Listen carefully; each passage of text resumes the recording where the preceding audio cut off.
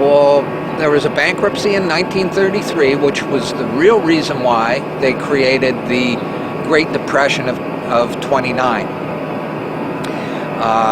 To get people to beg for social insurance. Now, here in Canada, we call it social insurance. In the United States, they fought revolutionary wars and they fought civil wars, and they understood that security was a better word. It sounded better to the Americans, and so to sell it to the Americans, they called it social security. But they themselves call it social insurance, and that's what it is. Okay, so now having said that, I'll go back to this document, which you can get from the freedompool.org online. And this was a meeting. Okay, this is what House said.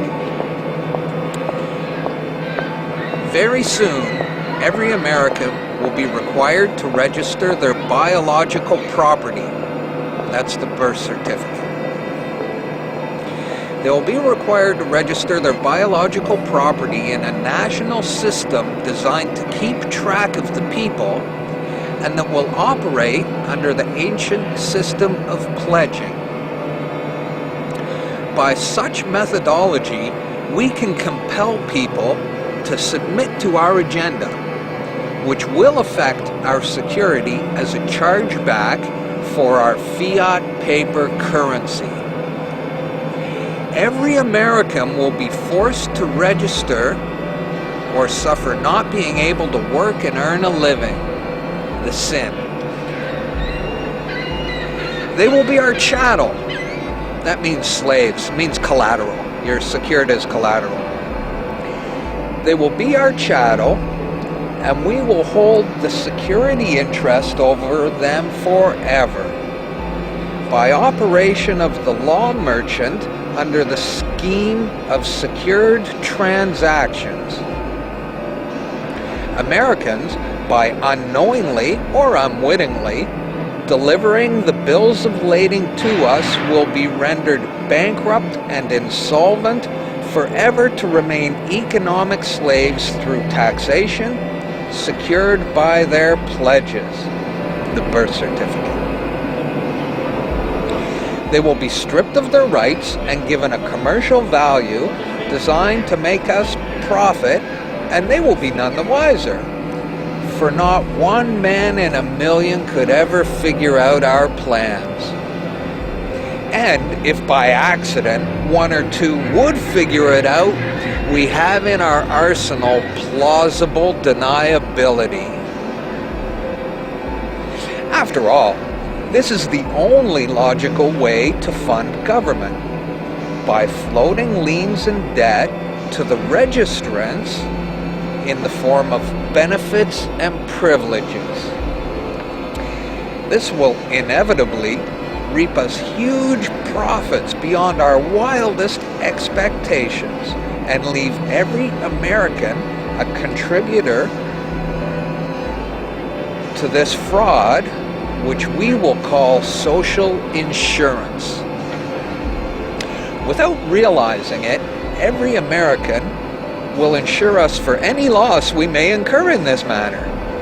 Every American will unknowingly be our servant, however begrudgingly. The people will become helpless, and without any hope for their redemption, we will employ the high office of the president of our dummy corporation to foment this plot against America.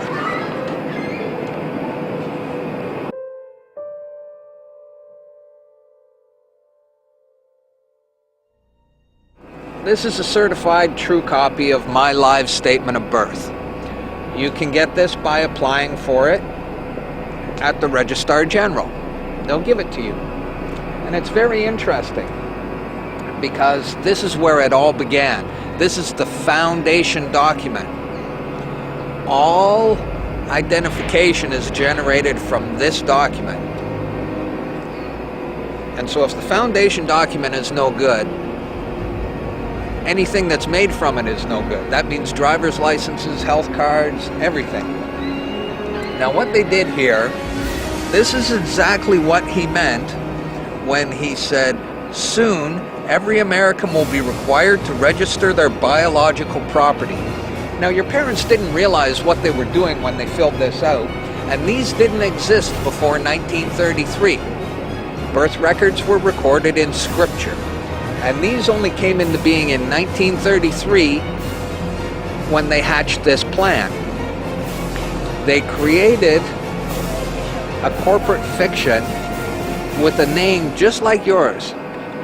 In doing this, they registered and monetized the spirit and soul of a living being. This denotes ownership. And when your parents were tricked into filling this out, they allowed your spirit and your soul to be monetized. And futures were sold on you. Spirit and soul. Now, this is my birth certificate. This is actually a share. See this red number? This A, I'm born in Canada, this is a Class A share. Now, this is called a CUSP number. And all securities require a CUSP number. And that's what this is.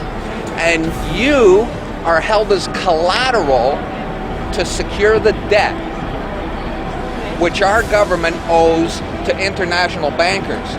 So you and me and all these people here are actually collateral. And we don't even own our lives. We are chattel. And we believe we're free. I made an application to the Registrar General, and I got my original social insurance application.